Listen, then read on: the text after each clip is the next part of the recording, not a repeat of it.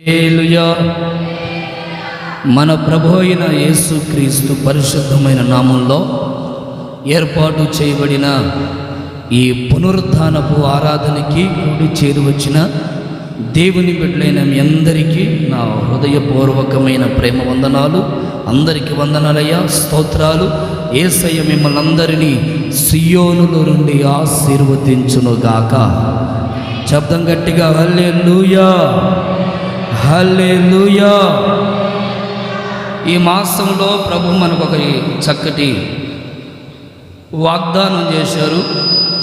నా నామమున నన్ను ఏమి అడిగినా నేను చేస్తాను అని ప్రభు చెప్పినట్లుగా మరి వాగ్దానాన్ని నెరవేర్చే దేవుని దగ్గర వాగ్దానాన్ని స్వతంత్రించుకోవడానికి మనందరం ఇష్టపడాలి. చూడండి, గడిచిన వారంలో కూడా బైబిల్లో మాట మాత్రము సెలవివయ్యా, నా దాసుడు స్వస్థపరచబడుతాడని గడిచిన వారంలో ప్రభు మనతో మాట్లాడుతూ వచ్చారు. ఆయన మాటల్లో ఉన్న ఆశీర్వాదం ఏంటో, ఆయన మాటలో ఉన్న సాహస కార్యాలేంటో గడిచినటువంటి వారంలో మనందరం విన్నాం. ఈ వారంలో కూడా దేవుని సన్నిధిలో మేము ప్రార్థన చేసుకున్నప్పుడు ప్రభు ఒక చక్కటి మాటని బయలుపరిచారు. ఆ మాటని మనందరం చక్కగా విందాం. బైబిల్ ఉన్న వారందరూ మీ బైబిల్ తెరచి రాజుల 2వ గ్రంథం 6వ అధ్యాయం 16వ వాక్యాన్ని చదవగా మనందరం విందాం.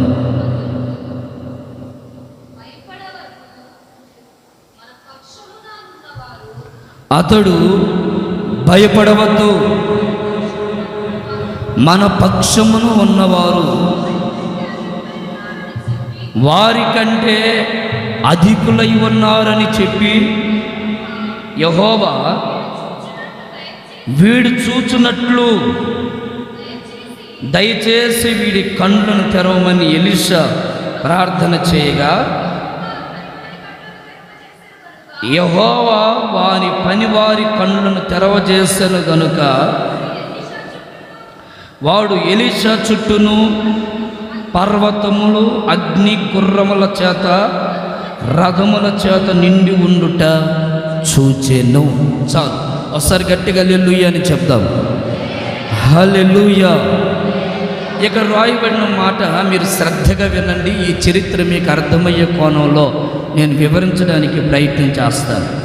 ఇక రాయబడిన మాట ఏంటంటే, అతడు భయపడవద్దు, మన పక్షమున ఉన్నవారు వారికంటే అధికులై ఉన్నారు, అధికులై ఉన్నారు. చూడండి, ఎలీషా తన పనివారితో చెప్తున్న మాట ఏంటంటే, ప్రతి చిన్నదానికి ప్రతిదానికి ఎందుకు భయపడుతున్నావు? భయపడద్దు, కలవరపడద్దు. ఎందుకయ్యా అంటే, మన పక్షమున ఉన్నవారు వారికంటే అధికులై ఉన్నారు. Praise the lord, praise the lord, హల్లెలూయా.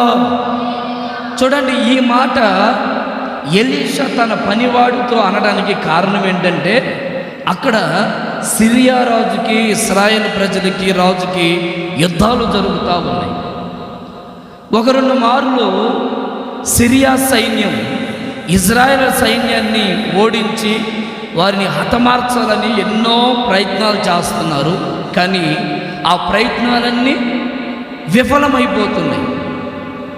వాళ్ళు వేసినటువంటి ఆ ప్లాన్లన్నీ ఇజ్రాయేలీ రాజుకి తెలవడం, వెంటనే ఇజ్రాయేల్ రాజు వారికంటే ముందుగానే వెళ్ళి వారిని హతమార్చడం. యుద్ధాల్లో ఎన్నిసార్లు సిరియా సైన్యం యుద్ధానికి వెళ్తున్న వారికి అపజయం కలుగుతూ ఉంది. వెంటనే సిరియా రాజుకి కొంచెం కలవరం కలిగింది. కలవరం కలిగి ఆ రాజు అంటారు, రే, ఎవరో మనలో ఒకడు ఇక్కడున్నటువంటి ఈ ప్లాన్లన్నీ ఇజ్రాయెల్ ప్రజలకు తెలియపరుస్తున్నారు, ఇశ్రాయేల్ రాజుకి తెలియపరుస్తున్నాడు. ఎవరా వారు అని సిరియా రాజు అంటే, అక్కడున్న వాళ్ళు ఉండి, బాబు, మనలో అంతటి వాడు ఎవడున్నాడు? మనలో అంతటి వాడు ఎవడూ లేడు, కానీ ఇజ్రాయేల్ రాజుకు తెలియ చెప్పడానికి ఒక దైవజనుడు ఉన్నాడు. ఒక ప్రవక్త ఉన్నాడు. మనం వేసే ప్రతి ప్లాన్లన్నీ మనకంటే ముందుగా ఆ దైవజనుడు తెలుసుకొని ఆ దైవజనుడు రాజుగారికి చెప్పడం వల్ల రాజుగారు ముందుగానే సిద్ధపడి అపజయాలు మనం చూసేటట్లుగా వాళ్ళు చేస్తారు. ఆ మాటలు విన్న సిరియా రాజుకి కాస్త భయం కలిగింది. వెంటనే ముందుగా మీరు వెళ్ళి ఆ దైవజనుడు అనబడుతున్నటువంటి ఎలీషాని నా యొద్దకు తీసుకురండి, ముందు మనం అతన్ని హతమారుద్దాం అని ఈ సిరియా రాజు తెలియచేయడం జరిగింది. వినండి, మీకు శ్రద్ధగా మీరు వింటే మీకు శ్రద్ధగా చెప్పండి. హల్లెలూయా, హల్లెలూయా. ఈ సిరియా రాజు ఎప్పుడైతే ఈ మాట చెప్పారో సైన్యముతో పాటు ఎలీషా ఉంటున్న చోటుకు వచ్చారు. ఆ చోట ఏదంటే దోతాను అనే ప్రాంతానికి వచ్చారు. అక్కడికి వచ్చి ఎలీషా ఉంటున్న చుట్టూరు వాళ్ళు సైన్యముతో ముట్టడి వేశారు. ఎలీషాని హతమార్చాలని లేదా ఎలీషాని పట్టుకొని రాజుగారికి అప్పగించాలని ఓ ఉద్దేశంతో వారందరూ వచ్చి చుట్టడి వేశారు. ఉదయాన్నే అక్కడున్నటువంటి దైవజనులు చిన్న దైవజనుడు లేచాడు. ఈ గెహాజీ నిద్ర లేచి మొహం కడుక్కుందామని బయటికి వెళ్తే సైన్యం చుట్టూరు ఉంది. భయం వేసింది. అయ్య బాబోయ్, ఎంతమంది సైన్యం వచ్చేసారు, రథాలున్నాయి, కత్తులతో వచ్చారు, ఇక మనం బ్రతకమేమో అని గడగడగడగడ వణుకుతూ చిన్నగా ఎలీషా దగ్గరికి వచ్చాడు. అయ్యా దైవజనుడా, దైవజనుడా అని కేకలేశారు. ఏంట్రా బాబు చెప్పు అన్నాడు. ఏమి లేదయ్యా, ఇక మనం రేపటి దినం చూడలేము. ఎందుకయ్యా అంటే ఈరోజు మనం చావడానికి సిద్ధంగా ఉన్నాం. సిరియా సైన్యం అంతా మనల్ని చుట్టడి వేసింది. ఇక మనం తప్పించుకోవడానికి ఏ దారి కనబడట్లేదు అని ఈ గెహాజీ ఎలీషాతో చెప్పాడు. వెంటనే ఎలీషా అంటున్న మాట, గెహాజీ భయపడద్దు, భయపడద్దు. ఎందుకు భయపడుతున్నావు? పరిస్థితులను చూచి ఎందుకు భయపడుతున్నావు? నీకంటే బలము కలిగిన వారిని చూచి ఎందుకు భయపడుతున్నావు? వెనకున్న సైన్యాన్ని చూసి భయపడుతున్నావా? భయపడద్దు. మన పక్షమున ఉన్న దేవుడు వారి కంటే అధికులై ఉన్నారు, అధికులై ఉన్నారు. పొరపాటున భయపడద్దు. ఈ ఎలీషా ఎప్పుడైతే ఈ మాట ప్రచురించాడో వెంటనే ఆయన గుండెల్లో ఉంటున్నటువంటి ఆలోచన ఒక్కసారి ఆగిపోయింది. ఈ ఎలీషా అంటారు, దేవా వీడి మనోనేత్రాలు వెలిగించయ్యా అని ప్రార్థన చేస్తే వాడి మనోనేత్రాలు వెలిగించబడ్డాయి. వెలిగించబడిన తర్వాత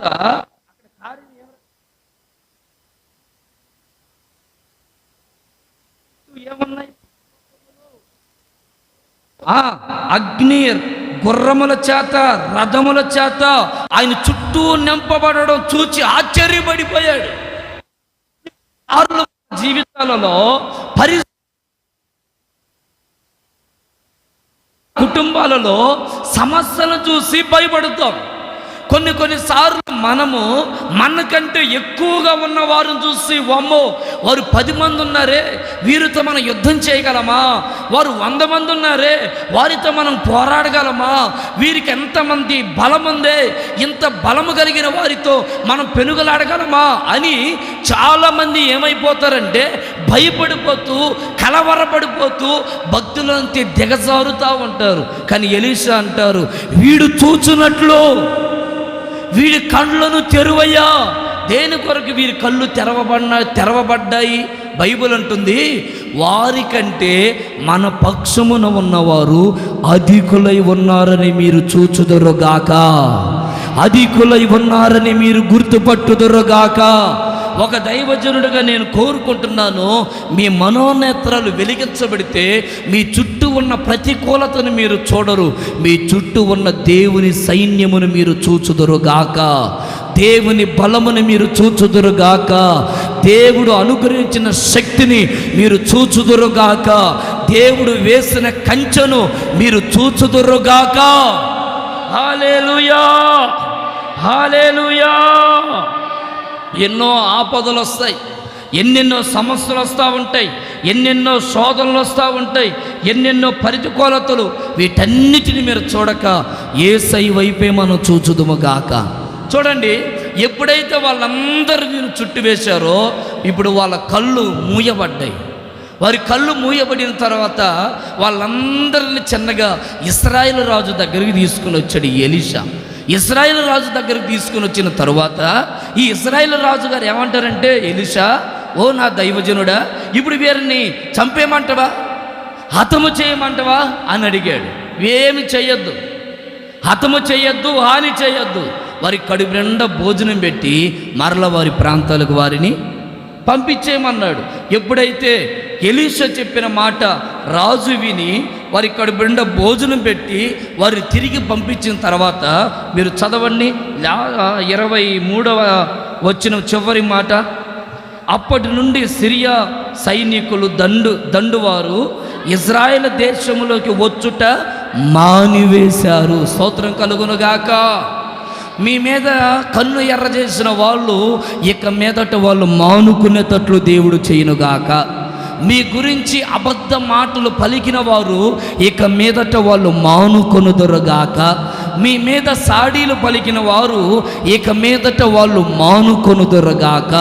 మీ మీద అబద్ధాలు చెప్పిన వారు ఇక మీదట వాళ్ళు మానుకొనుదురుగాక. మీరు ఏ కార్యము చేస్తున్నా మీకు అడ్డుగా ఉంటూ ఇబ్బంది పెడుతూ మీకు నెమ్మది లేకుండా చేస్తున్న వాళ్ళు యేసు నామములో వాళ్ళు ఇక మానుకొందురుగాక. బైబిల్ చెప్తుంది, ఎలీషా, వారికంటే మన పక్షమున ఉన్నవారు అధికులు. ఈ అధిక బలము కలిగిన వారు మనం, ఈ అధిక శక్తి కలిగిన వారు మనం.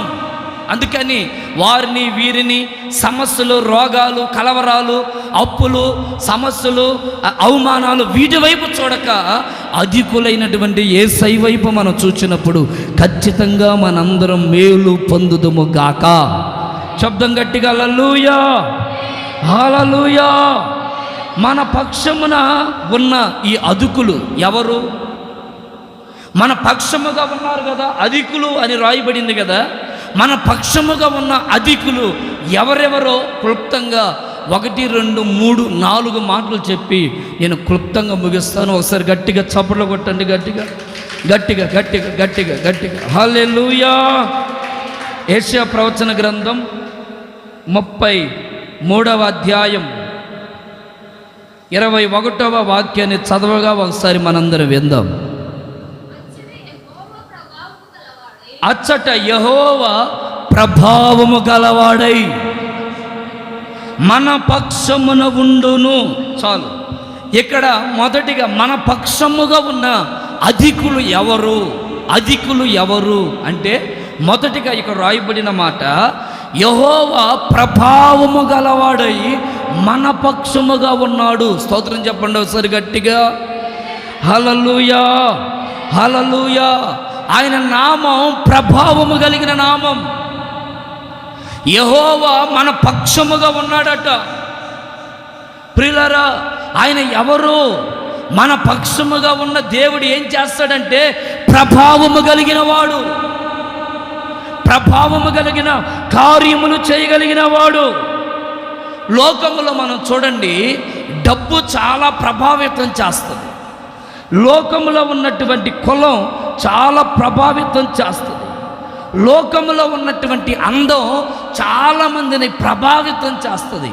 లోకములో ఉన్న జ్ఞానం చాలామందిని ప్రభావితం చేస్తుంది. కొన్నిసార్లు అందం చాలామందిని ఆకర్షించేటట్లుగా చేస్తుంది. కొంత జ్ఞానం, కులం, డబ్బు, హోదా, ఈ లోకం ఈ జనుల మధ్యలోనే కాస్త ప్రభావితంగా చేస్తుంది. కానీ ఏది కూడా నీ ఎదుటది నిలబడదు.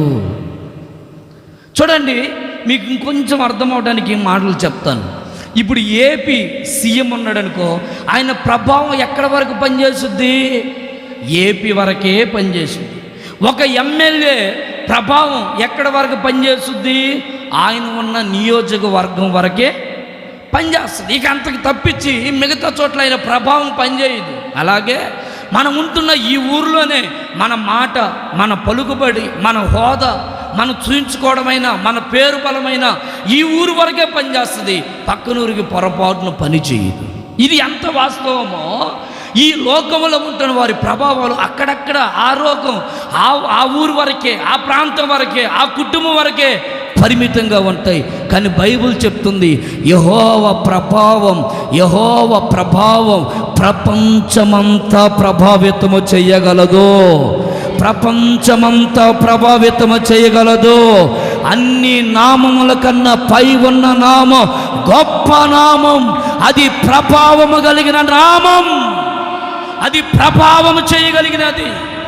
ఏ స్థలములో ఉన్నా, ఏ ఊరిలో ఉన్నా, ఏ రాష్ట్రములో ఉన్నా, ఏ గ్రామములో ఉన్నా, ఏ ప్రపంచ నలుదిక్కులను కూర్చొని ఉన్నా యేసయ్య ప్రభావం, దేవుని ప్రభావం నీ దగ్గరకు వచ్చి నిన్ను ఆకర్షిస్తుంది. ఆయన ప్రభావం గొప్పది అని చెప్పడానికి ఏ సందేహం లేదు. దేవుని బిడ్డలారా, స్తోత్రం కలుగునుగాక, స్తోత్రం కలుగునుగాక, స్తోత్రం కలుగునుగాక. అంత అధికారము కలిగిన దేవుని ప్రభావం అట, ఆయనే నీ పక్షముగా నా పక్షంగా ఉండాలని ప్రభు ఇష్టపడుతున్న ఆరాధనలో ఆయన మనతో మాట్లాడుతున్నాడు. ప్రభావం కలిగిన దేవుడు అంటాడు, నేను మీ పక్షముగా ఉండాలని కోరుకుంటున్నాను. మనుషులను చూసి, కొన్ని పరిస్థితులను చూసి మనం భయపడుతాం. ఎలీషా అంటాడు, గెహాజీ నీకు అర్థం కావట్లేదురా బాబు, మన పక్షముగా ఉన్న దేవుడు ఎవరు తెలుసా? యెహోవా. స్తోత్రం, స్తోత్రం, స్తోత్రం. ఆయన మన పక్షముగా ఉండి ఏం చేస్తాడట? యెహోవా మన పక్షముగా ఉండి. చూడండి, రోమీయులకు రాసిన పత్రిక 9వ అధ్యాయం 22వ వాక్యాన్ని ఒకసారి మనం చదువుదాం. ఇలాగు దేవుడు తన ఉగ్రతను అగపరుచుటకును తన ప్రభావమును చూపుటకును ఇచ్చయించిన వాడై నాశనముకు సిద్ధపడి ఉగ్రత పాత్రమైన ఘటములను ఆయన బహు దీర్ఘశాంతముతో సహించి.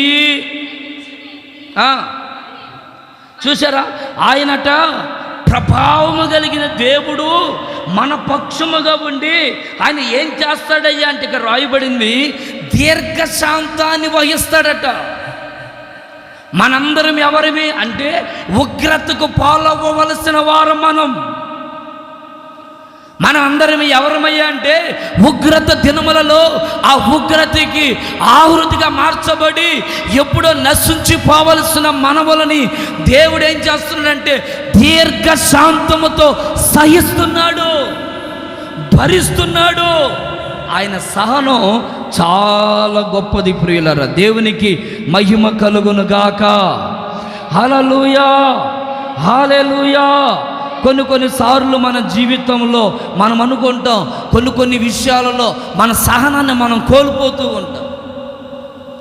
కుటుంబాల్లో చూడండి, భార్య భర్తల మధ్య జీవితాలలో భర్త కొన్ని సమయాల్లో సహనాన్ని కోల్పోతాడు, భార్య కొన్ని సందర్భాల్లో సహనాన్ని కోల్పోతుంది, పిల్లలు కొన్ని సందర్భాలలో సహనాన్ని కోల్పోతారు, తల్లిదండ్రులు కొన్ని సందర్భాల్లో సహనాన్ని కోల్పోతారు. కానీ ప్రతి క్షణము అనుక్షణము ఆయన నీ పట్ల, నా పట్ల, మన పట్ల దీర్ఘశాంతమును వహిస్తున్నాడట. దీర్ఘశాంతము. Praise the Lord. ఆయన మన పట్ల దీర్ఘశాంతమును వహించకపోతే ఎప్పుడో మనం పాపంలో, లోకములో హతులైపోయేవారు.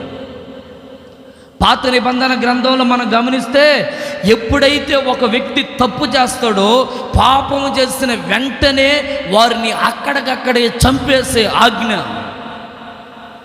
పాపం చేసిన వెంటనే కొన్ని సందర్భాలను బట్టి భూమి నెరలు కట్టి ఆ నెరల్లో పడిపోయి చచ్చిపోయే అనుభవాలు.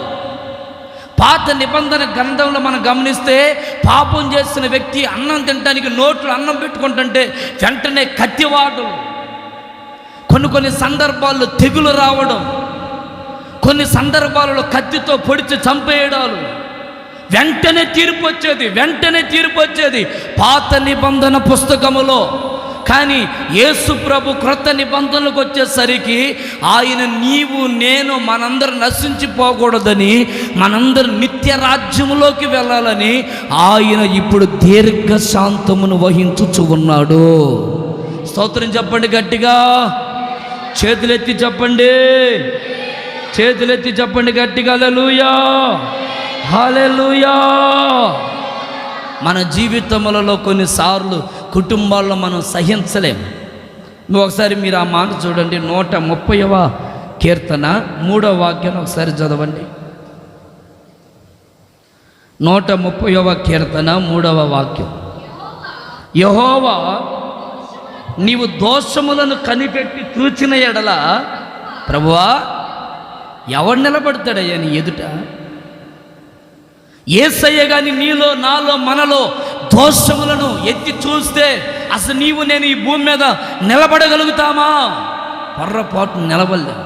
ఎందుకంటే అన్ని లెక్కలేని దోషములు మన జీవితంలో ఉన్నా వాటన్నిటి ఆయన భరిస్తూ సహిస్తూ దీర్ఘశాంతాన్ని వహిస్తున్నాడట. దేవునికి మహిమ కలుగును గాక. ఆమేన్ ఆమేన్ హల్లెలూయా హల్లెలూయా. కొన్నిసార్లు మనం చేసే పాపాలు, మనం చేసే దోషాలు దేవునికి కోపాన్ని పుట్టిస్తున్నా, దేవునికి బాధను కలుగ చేస్తున్నా, ఆయన మాత్రం మన పట్లట దీర్ఘశాంతాన్ని వహిస్తున్నాడట. ప్రియులారా, కొన్ని సందర్భాల్లో మన జీవితంలో మనం అన్నిటినీ నిర్లక్ష్యపరిచి ఏముందలే అన్నట్లుగా విర్రవీగుతూ రకరకాల అనుభవాలలో కొనసాగించబడుతూ లెక్కలేనన్ని పాపాలు కూడగట్టుకుంటూ ఉంటాం. దేవుడు కన్నెర్ర చేస్తే దేనికి పనికిరామండి మనం.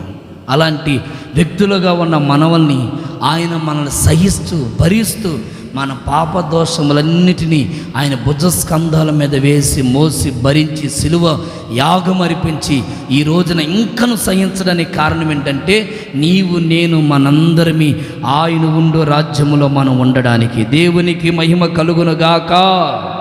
హల్లెలూయా. ఈ రోజున మనిషి పరిస్థితులు ఎంత ఘోరమైపోయినాయి చూడండి.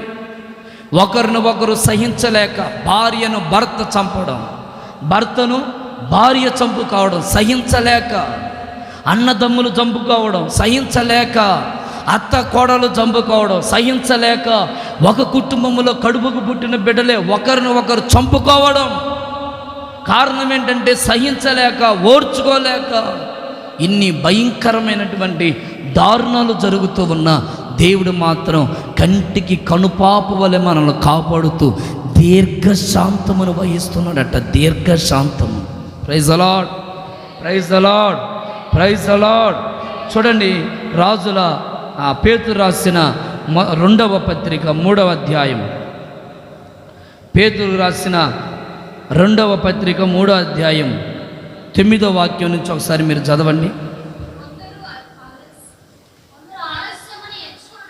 కొందరు ఆలస్యమని ఎంచుకొనున్నట్లు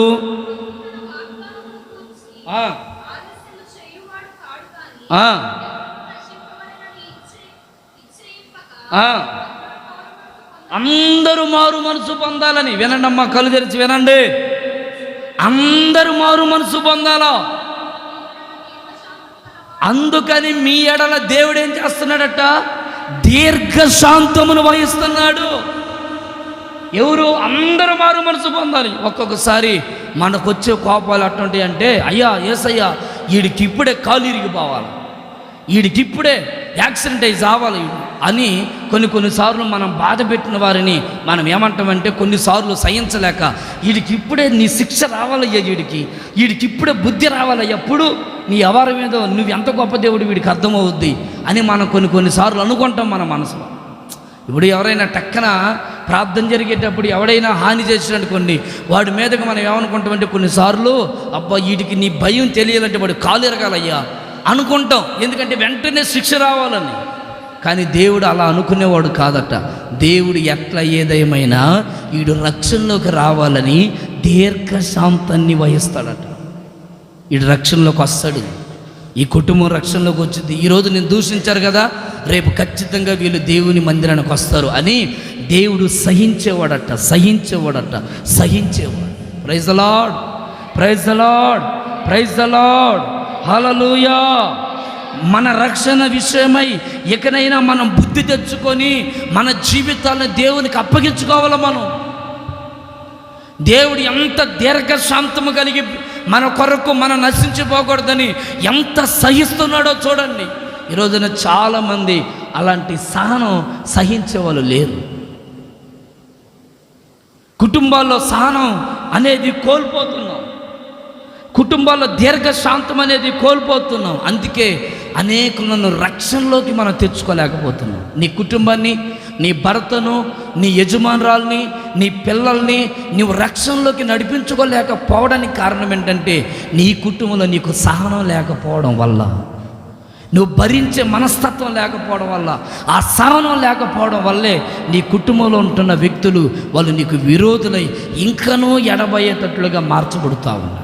చూడండి, బైబిల్లో మనం గమనిస్తే తప్పిపోయిన కుమారుడు ఒక వ్యక్తికి మనకు కనపడతాడు. వినాలా, ఈ తప్పిపోయినటువంటి కుమారుడు ఏమండి ఆ స్నేహితులతో పాటు వెళ్ళి ఎచ్చలవిడిగా తిరుగుతూ ఉంటే తన తండ్రి మేడ పైకెక్కి చూస్తూ ఉండేవాడట.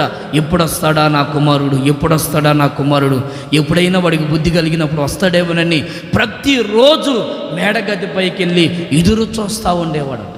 ఎంత సహనమో చూడండి, ఆ తండ్రి సహనం చూడండి. నా ఆస్తి అంతా తీసుకోబోయాడు, నాకు నచ్చినట్లుగా బతుకుతానంటున్నాడు, అలాంటి వాడితో ఇక నాకేం పని అని అనుకోకుండా పైకి రోజు నా కుమారుడు ఎప్పుడు వస్తాడని సహనముతో ఎదురు చూస్తున్నాడట. ఈ రోజున నీ కుటుంబం అయినా మన కుటుంబాలైనా సంఘములైనా ఎదురు చూడాలి. సహనముతో ఎదురు చూసే అనుభవం కలిగి జీవించుదుము గాక. చెప్పండి ఒకసారి గట్టిగా హల్లెలూయా, హల్లెలూయా. దీర్ఘశాంతం వహిస్తున్నాడు దేవుడు.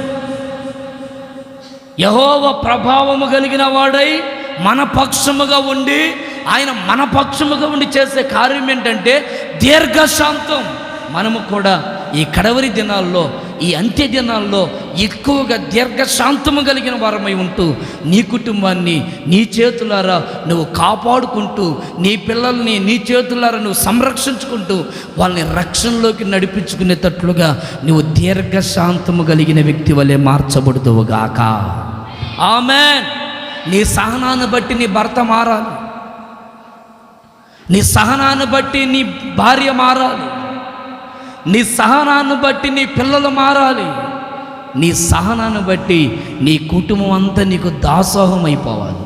నీ సహనం అంత బలమైనదిగా కనబడు.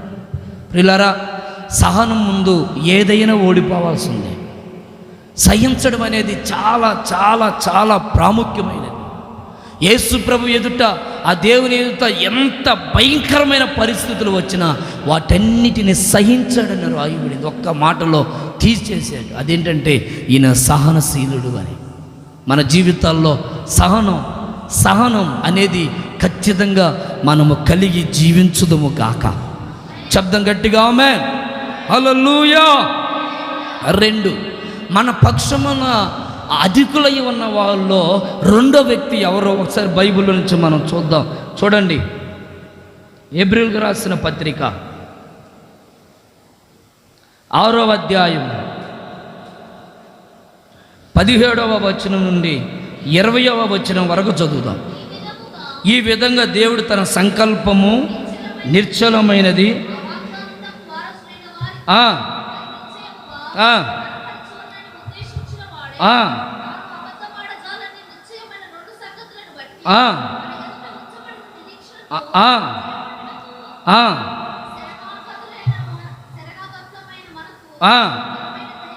బలమైన ధైర్యము కలుగునట్లు ప్రమాణము చేసి వాగ్దానమును దృఢపరిచెను. ఈ నిరీక్షణ నిశ్చలమగును, స్థిరమగును. చూడండి, మన ఆత్మకు లంగరవలె నుండి తెర లోపల ప్రవేశించుచున్నది. నిరంతరము మెల్కీసెదెకు క్రమం చొప్పున ప్రధాన యాజకుడైన యేసు అందులోనికి మనకంటే ముందుగా మన పక్షమున ప్రవేశించెను. చాలు. చూడండి, ఈ మాట మీకు అర్థమయ్యే కోణంలో నేను చెప్తాను. ఇప్పుడు మీరు గమనించండి, ఇక రాయబడినటువంటి మాట 1, యెహోవా మన పక్షమున ప్రభావము కలిగిన వాడు. యెహోవా మన పక్షమున ప్రభావము కలిగిన వాడు. ఆయన ప్రభావం కలిగిన వాడుగా ఉండి ఏం చేస్తాడట? దీర్ఘశాంతమును వహిస్తాడు. దీర్ఘశాంతమును దేని కొరకయ్యా ఈ దీర్ఘశాంతము అంటే? మనందరము రక్షణలోకి వచ్చినట్లు అన్న వాక్యం వినాలా. మనందరము రక్షణలోకి వచ్చినట్లు. స్తోత్రం చెప్పండి గట్టిగా. హల్లెలూయా, హల్లెలూయా. ఇప్పుడు రెండు, యేసయ్య మన పక్షముగా ఉంటాడట. యేసయ్య మన పక్షముగా ఎందుకుంటాడు? ఇక్కడ గమనిద్దాం. ఆ రోజుల్లో ప్రత్యక్షపు గుడారములో అతి పరిశుద్ధమైన స్థలములోకి ఒక ప్రధాన యాజకుడు మాత్రమే బలివ్వడానికైనా దేవుని స్వరము వినడానికైనా ఏడాదికి ఒక్కసారి ఖచ్చితంగా ఆ ప్రత్యక్షపు గుడారములోకి వెళ్ళాలి. ఆ ప్రత్యక్షపు గుడారములో ఉన్న ఆ అతి పరిశుద్ధమైన స్థలములోకి, ఆ గుడారములో, ఆ అతి పరిశుద్ధమైన స్థలములో ఒక తెర ఉంటుంది. ఆ తెర లోపలికి యాజకుడు వెళ్ళి దేవునితో మాట్లాడి దేవుని మాట ఏదో తెలుసుకొని అప్పుడు ప్రత్యక్షపు గుడారములోకి వచ్చి అప్పుడు అక్కడున్న ప్రజలకి దేవుని మాట అని తెలియపరిచే రోజులవి. ఇక ఏ నరమాత్రుడు అతి పరిశుద్ధమైన స్థలములోకి వెళ్ళడానికి వీల్లేదు. ఒకవేళ యాజకుడైనా అతి పరిశుద్ధమైన స్థలములోకి అడుగు పెడితే అతనిలో ఏదైనా బలహీనతలు కానీ ఉంటే అక్కడికక్కడే రక్తంగా కొని చచ్చిపోతాడు. అది దేవుని నియమం. అపవిత్రులు పొరపాటున ఆ స్థలంలో ఉండడానికి వీల్లేదు. ఎందుకంటే అది అతి పరిశుద్ధమైన స్థలం. ఇది దేవాలయం, ప్రత్యక్షపు గుడారం. అందరూ మీటకి దాకా రావచ్చు. కానీ ఇక్కడ నుండి ఈ అతి పరిశుద్ధమైన స్థలం అనబడుతున్న ఈ స్థలములోకి రావాలంటే పొరపాటున మనకి అనుమతి లేదు. ఒక్క యాజకులకి మాత్రమే ఉంది. అది కూడా ఎప్పుడు పడితేప్పుడు కాదు. ఏడాదికి ఒక్కసారి వచ్చి ఇక్కడ అడుగుపెట్టి దేవుని స్వరం ఏదో తెలుసుకొని బలర్పించి అప్పుడు బయటికి రావాలి. ఇప్పుడు మీరు నాకు కనబడకుండా, నేను మీకు కనబడకుండా మధ్యలో ఏముందో చెప్పండి. అందరూ నా వైపు చూస్తుంటే మీకు ఇప్పుడు నాకు మీకు మధ్యలో ఏముంటుంది? తెర ఉంటుంది. ఈ తెర దేని కొరకు అంటే పరిశుద్ధమైన స్థలం కనబడకుండా ఉండడానికి. ఈ పరిశుద్ధమైన స్థలములలో యాజకుడు ఒక్కడే రావాలి, మిగిలిన వాళ్ళు ఎవరు రావడానికి వీల్లేదు.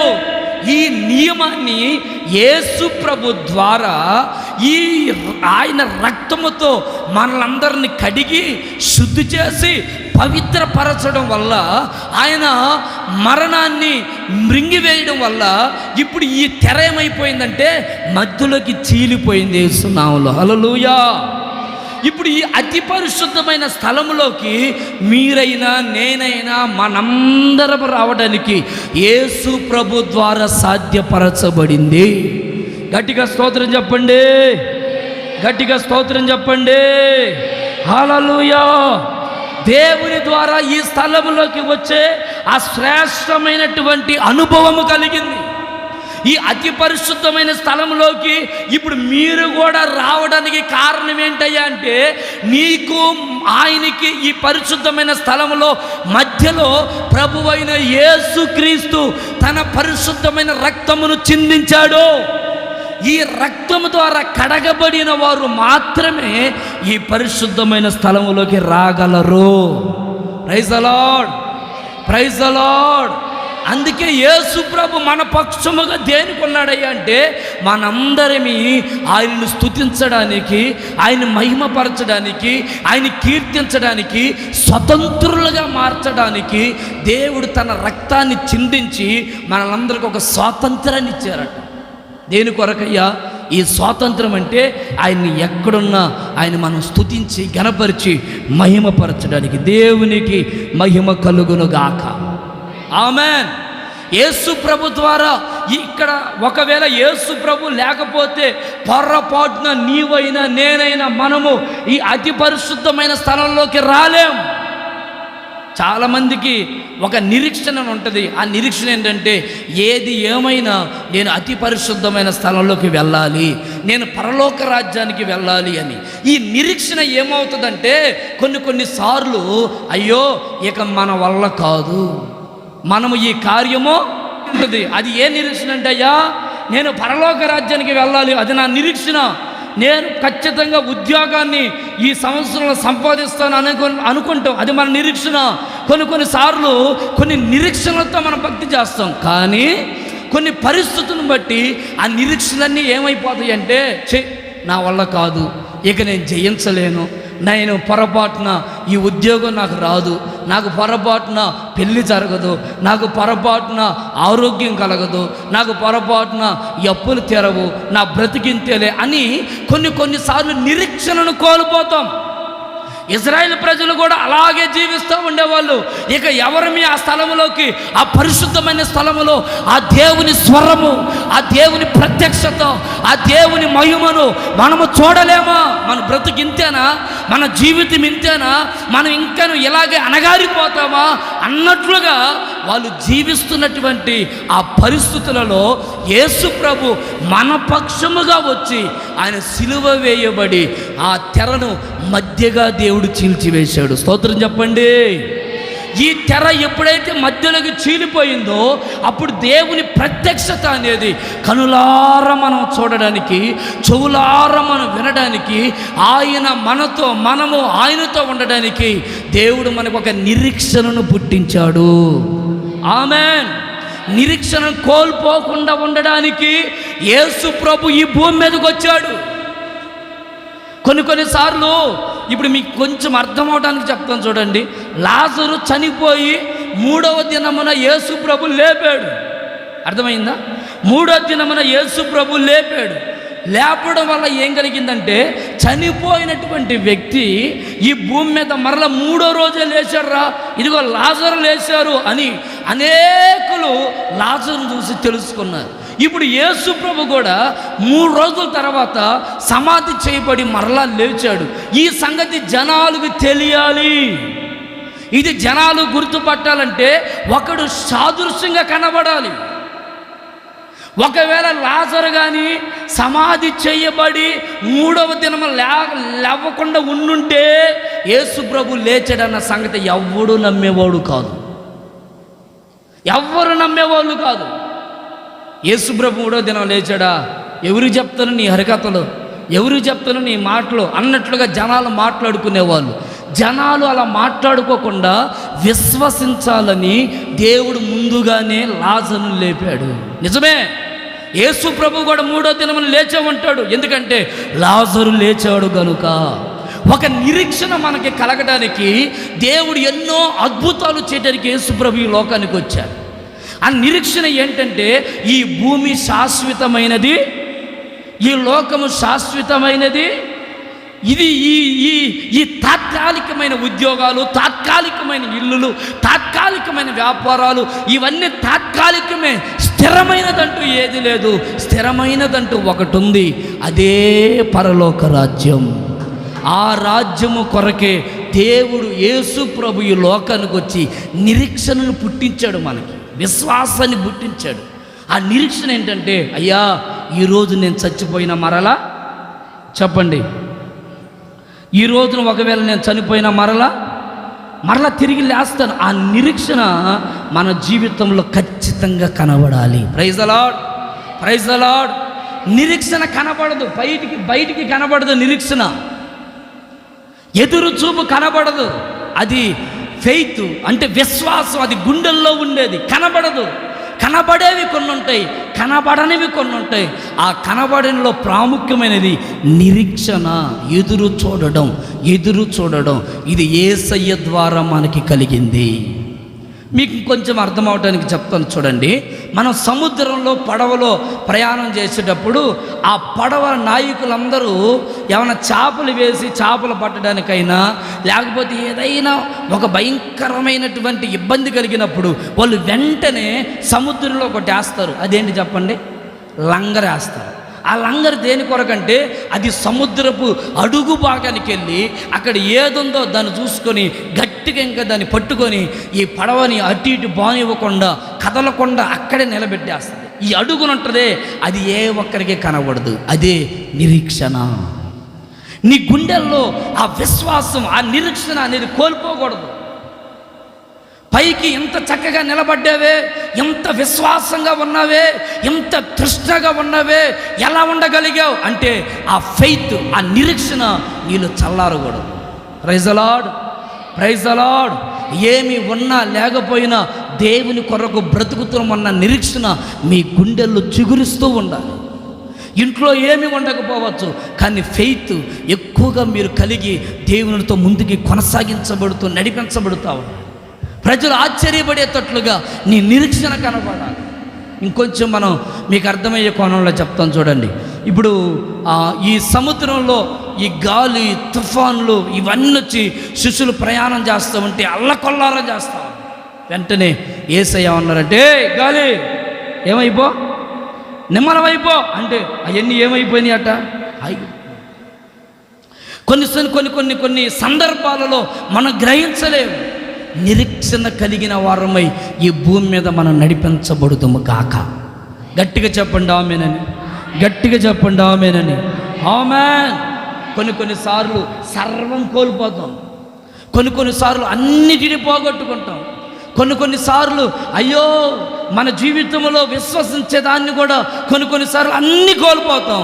కానీ బైబిల్ అంటుంది, ఎన్ని కోల్పోయినా వాటన్నిటిని పొందుకుంటాము అనే నిరీక్షణ నీలో ఉంటే ఖచ్చితంగా దేవుడు వాటన్నిటిని నీకు అనుగ్రహించును గాక. ఆమేన్. హాగరుంది తన బిడ్డను తీసుకొని ఇక నాకు బ్రతుకు లేదు అని నిరీక్షను కోల్పోయి అరణ్యానికి వెళ్ళిపోతే ఆ అరణ్యంలో దేవుడు మరల నిరీక్షణ పుట్టించాడట. అగర్, ఎందుకు బాధపడతావు, ఎందుకు కలవరపడతావు? నేను ఎందుకు వచ్చాను తెలుసా? నీ పిల్లల్ని అనేకులకు తరతరాలుగా వ్యాపించేటట్లుగా, విస్తరించబడేటట్లుగా నేను ఆశీర్వదిస్తాను. ఎందుకు కలవరపడతావు అని నిరీక్షణ లేని ఆమె జీవితంలో యేసు ప్రభు ద్వారా ఒక గొప్ప నిరీక్షణ కలిగింది. Praise the lord, praise the lord. Yesu ప్రభు నమ్మాల మనం. యేసు ప్రభు ద్వారా మనకి నిరీక్షణ వచ్చిందని ఆ సత్యాన్ని మర్చిపోకూడదు. యేసు ప్రభు ద్వారా ఆ సత్యాన్ని పొరపాటున మనం విడిచిపెట్టకూడదు.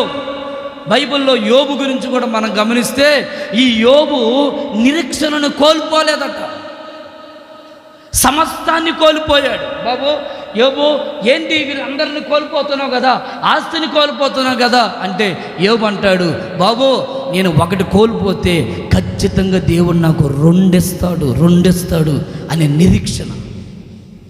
నీ గుండెల్లో నిరీక్షణ ఉంటే ఖచ్చితంగా పోగొట్టుకున్నవి రెండంతలుగా నువ్వు పొందుకునేటట్లు దేవుడు నీకు చేయునుగాక. నీ గుండెల్లో నిరీక్షణ అనేది అది స్థిరపరచబడాలి. అందుకే యేసు ప్రభు మన పక్షముగా ఉన్నాడు. మన పక్షముగా ఉండి ఆ పరలోక రాజ్యం గురించిన ఆ వార్తను, ఆ పరలోక రాజ్యాన్ని గురించిన ఆ స్వార్థను అనేకులకు వివరిస్తూ ఉన్నాడు. ఎన్నో సందర్భాలలో ఆయన ఉపమాన రీతిగా చెప్తా వచ్చారు. ఆయన బోధలో పరలోక రాజ్యము మారు మనసుతోనే సాధ్యం. ఆ పరలోక రాజ్యానికి మనం వెళ్ళాలి అంటే ఖచ్చితంగా నిరీక్షణ కలిగిన భక్తి మనందరము, చెప్పండి గట్టిగా, హల్లెలూయా, హల్లెలూయా. కొన్నిసార్లు మనం చాలా నిరీక్షణగా ఉంటాం. కొంతమంది మనుషులు మన నిరీక్షణతో ఉన్న ఆశలన్నిటినీ చల్లారుస్తూ ఉంటారు. దేవుడు ఏం చేస్తాడు? నరుమై, దేవుడు చేసేది నువ్వు నమ్మేవుగా, ఇప్పుడు దాకా ఏం కలిగింది నీకు? లేదయ్యా, దేవుడు ఖచ్చితంగా చేస్తాడు, ఇదిగో ఈ వాగ్దానం నెరవేరుస్తాడు, ఈ మేలు చేస్తాడు, నాకు ఈ ఉద్యోగం ఇస్తాడు, నాకు ఈ వివాహం చేస్తాడు, నా జీవితాన్ని ఎంత ఆశీర్వదిస్తాడు, నా భవిష్యత్తు బంగారు బాటగా మారుద్ది, నాకు తెలుసు అంటే నోర్మై అని కొన్నిసార్లు మన నిరీక్షణని చల్లార్చే వాళ్ళు బోల్డ్ మంది ఉంటారు. లోకం చాలామంది చల్లారుస్తూ ఉంటారు నిరీక్షణ. ప్రియులారా, నిరీక్షణ కలిగిన వారమై ఈ భూమి మీద నీవు నేను మనందరమీ నడిపించబడుదుము గాక. పౌలు గారు కూడా చనిపోయిన వాళ్ళ గురించి ఒక మంచి మాట తెస్సలోనికి రాసిన పత్రిక 4వ అధ్యాయం చూడండి ఒకసారి, 13వ వాక్యం. సహోదరులారా, నిరీక్షణ లేని ఇతరుల వలె మీరు దుఃఖపడకుండు నిమిత్తము నిద్రించుచున్న వారిని గురించి మీకు తెలియకుండుట.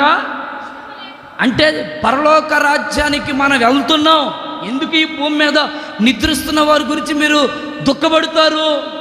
కొంతమంది ఏమండి, అయ్యో ఇంకా పరలోక రాజ్యం ఏందయ్యా, ఈ భూమే కదయ్యా, ఈ భూమి మీద కదయ్యా జీవితం, ఇంక అక్కడెవరు ఉంటారు అన్నట్లుగా చాలామంది నిరీక్షణ లేకుండా పైన పడి ఏడుస్తూ ఉంటారు. ఎవరైనా చనిపోయిన తర్వాత, బంధువులు చనిపోతే ఏమండి భయంకరంగా దుఃఖపడుతూ ఏడుస్తూ ఉంటారు. పౌలు అంటారు, నిరీక్షణ లేని ఇతరుల వల్ల మీరు దుఃఖపడుకుంటూ నిమిత్తము నిద్రించుచున్న వారి గురించి మీరు ఎందుకు చింతిస్తున్నారు, ఎందుకు దుఃఖపడుతున్నారు, ఎందుకు ఏడుస్తున్నారు? వాడు నిద్రపోతున్నాడు, నిద్రపోయిన తర్వాత యేసయ్య కడబోర శబ్దంతో వస్తారు, వాడు లేస్తాడు. ఈ నిరీక్షణ మనల్ని సిగ్గుపరచు. Praise the lord, praise the lord. సిగ్గుపరచబడకుండా ఉండు నిమిత్తమై నిరీక్షణలో మనం పొరపాటున చల్లారకూడదు. నువ్వు ఏది నమ్మావో ఆ నమ్మిక ఖచ్చితంగా దేవుడు చేస్తాడని అంతమ వరకు నువ్వు స్థిరంగా ఉండగలిగితే నీ స్థిరత్వాన్ని బట్టి నీ నిరీక్షణకు గొప్ప కార్యాలు దేవుడు జరిగించునుగాక. ఆమేన్, ఆమేన్, హల్లెలూయా. కొంతమంది కొన్ని విషయాల్లో నిరీక్షించలేరు, నమ్మలేరు, విశ్వసించలేరు. నమ్మండి, విశ్వసించండి, నిరీక్షించండి. నిరీక్షణను కోల్పోవద్దు. అబ్రహాముకి పిల్లలు లేరు, ఎన్ని సంవత్సరాలు ఎదురు చూస్తూ ఉన్నాడు. దేవుడు ఆ నిరీక్షణ చూచి ఆశ్చర్యపడిపోయాడు. ఇన్ని సంవత్సరాలు ఒక్క మాట కూడా నన్ను దూషించలేదే, ఒక్కసారి కూడా నన్ను అవమానపరచలేదే. అబ్రహామును బట్టి దేవుడు ఆశ్చర్యపడిపోయి అబ్రహాముతో స్నేహం చేయడానికి దేవుడు ఇష్టపడ్డాడట. ఇంత గొప్ప స్నేహితుడు నాకు దొరికినందుకు నేను ఎంతో సంతోషపడుతున్నానని దేవుడు ఆశ్చర్యపడుతున్నాడు. స్నేహితుని చేసుకున్నాడట ఒక మనిషిని. ఎంత గొప్ప భాగ్యం! అది కేవలం నిరీక్షణతోనే అంటుకట్టబడి ఉంటుంది. Praise the lord, praise the Lord. నిరీక్షణ కలిగిన వారమై యేసు ప్రభు ద్వారా ఆయన మన పక్షముగా ఉండడం ద్వారా కలిగిన రెండవ కార్యం ఏంటంటే నిరీక్షణ. నిరీక్షణ. ఆయన మన పక్షము అధికులై ఉన్నారట. అధికులలో రెండో వ్యక్తి ఎవరంటే యేసయ్య. ఆయన ద్వారా మనకేం కలుగుతుందంటే నిరీక్షణ. నిరీక్షణ. ఎదురుచూడు దేవుని కార్యాలు దేవుడు చేస్తాడు. చల్లారిపోవద్దు ఆత్మీయతలో. కొన్ని సందర్భాలలో మనుషుల మాటలను బట్టి కలుగుతున్న విపత్తులను బట్టి నీ జీవితంలో నువ్వు చల్లారొద్దు. దేవుడు చేస్తాడు, అదే గురి ఎత్తుకు, ఆ గురితోనే నువ్వు పరిగెత్తు. ఖచ్చితంగా దేవుడు నీ జీవితంలో ఆ కార్యము జరిగించును కాక. ఆమేన్. విశ్వసించిన వాడికి ఖచ్చితంగా ఫలము దొరుకుతుందని అతడు నమ్మితే ఖచ్చితంగా అది అతడికి కలుగుతుందని వాక్యం సెలవిస్తుంది. నువ్వు నమ్మిన దాన్ని ఎన్నడూ మరచిపోవద్దు. 1 సంవత్సరం చూసి 2 సంవత్సరాలు చూసి ఏముందులే అని నువ్వు వదిలిపెట్టద్దు. ఖచ్చితంగా నిరీక్షణతో బతుకు, విశ్వాసముతో బతుకు. నీ విశ్వాసము ద్వారా ఆయన ఉండు రాజ్యములో మనము ఉన్నట్లుగా దేవుడు మనకి సహాయము చేయునుగాక. హల్లెలూయా, హల్లెలూయా. మూడో వ్యక్తి ఎవరు? మన పక్షముగా ఉన్న మూడో వ్యక్తి ఎవరో చూద్దాం బైబిల్లో నుంచి. చూడండి, రోమీయులకు రాసిన పత్రిక 8వ అధ్యాయం 26వ వాక్యాన్ని ఒకసారి చదవగా మనందరం విందాం. అటువలే ఆత్మయు మన బలహీనతలను చూచి సహాయము చేయుచున్నాడు. ఎలయనగా మనం యుక్తముగా ఎలాగూ ప్రార్థన చేయవలెనో మనకు తెలియదు కానీ ఉచ్చరింప సౌఖ్యము కాని మూలుగులతో ఆ ఆత్మ తానే మన పక్షమున. మూడవ వ్యక్తి ఎవరట? పరిశుద్ధాత్మ దేవుడు. స్తోత్రం చెప్పండి చేతులెత్తి. ఒకసారి గట్టిగా చేతులెత్తి చెప్పండి హల్లెలూయా, హల్లెలూయా. మూడో వ్యక్తి ఎవరంటే పరిశుద్ధాత్మ దేవుడు. ఆయన మన పక్షముగా ఉండి ఏం చేస్తాడట? విజ్ఞాపన చేస్తాడు. మన పక్షముగా ఉండి విజ్ఞాపన చేస్తాడు. ఈ విజ్ఞాపన దేని కొరకు? మన బలహీనతలను చూచి. దేన్ని చూచి చెప్పండి? మన బలహీనతలను చూచి. మన బలహీనతలను చూసి దేవుడు ఏం చేస్తాడంటే సహాయం చేస్తాడు. మన బలహీనతలు చూసి దేవుడు ఏం చేస్తాడంటే మేలులు చేస్తాడు.